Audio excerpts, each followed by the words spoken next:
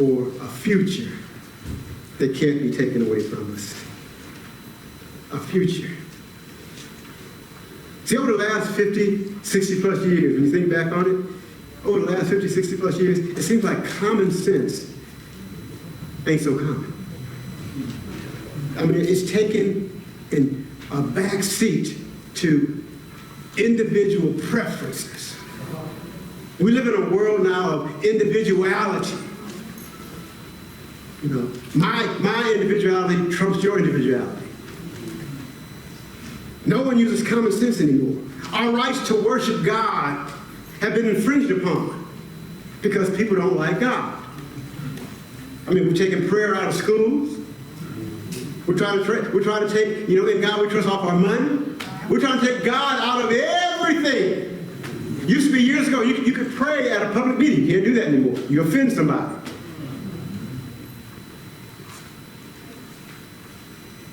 So our rights are being infringed upon. Our rights to teach and rear our children are being trampled upon by our government and those, I shouldn't say this, those do-gooders who don't know how to do good. You can't spank your child anymore. You can't rear your child anymore. It's against the law. They call the law on you. Whatever common sense. If I have children, aren't I supposed to rear them and raise them the right way? That's common sense. No, I can't do that anymore because we've got laws on the books. Because studies show a child that was beaten as a child doesn't grow up and function right in society. Really? I think I'm doing pretty good. And I think most people say the same thing. When my behind needed paddling, guess what? It got paddled 2 or 3 times. Do I hate my parents? No, I miss my parents. I love my parents. Am I maladjusted? I might be, but I think I'm doing pretty good.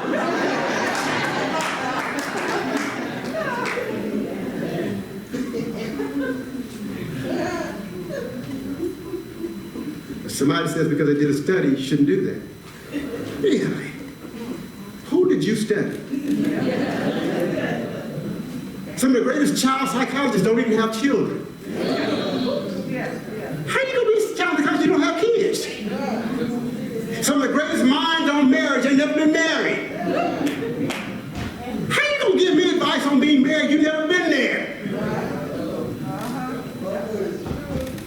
Common sense has fled the scene. Individual preferences is taken over. Our right to dream and have hope in this day and age is seriously and deeply in trouble. It used to be the American dream was to, have a home. No white picket fence, whatever you want to call it, chain link or whatever, but to have your own home. To have your own car. And when I was in high school, the great American dream was to have your home, 2.5 kids, and a chicken on the stove, and at least one in the freezer, in the car, in the driveway. That's what was taught to me in high school. That was a great American dream. That dream is flown. I mean, you got to have both husband and wife working 3 jobs to afford a home now. If they can find one to buy. And then only add children to the mix.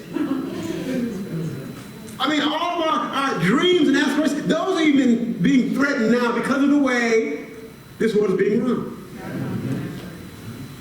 But thank God, Jesus promised me a future that no one can take away. No one can touch it. He said in John 14, 2 and 3, says, my Father's house has many rooms. If it were not so, I would have told you. I'm going to prepare a place for you, and if I go and prepare a place for you, guess what? I will come back and take you to be with me, that you may be where I am. I have a home in eternity with God, and no one can take that away from me. No matter what this world throws at me, no matter what this world throws on me, you can't take away my future in my future home. No matter what this world throws us, we're in this pandemic of COVID. Before that, it was AIDS. Before that, it was something else. We got all these things going on. We got wars going on over in the Ukraine and other parts. We got oppression. We got economic uncertainty, friend. We got all that going on. But in the midst of all that, I still know I have a future home. The one who died for me, and no one can take that away from me. See, you talking about some benefits? Boy, I got some benefits in this. And these things won't change. God prepared those not only for me, but for all those who love His appearing. Amen? Amen. As Paul says, there's a crown of life later for me. He says, but not only for me, but for all those who love His appearing.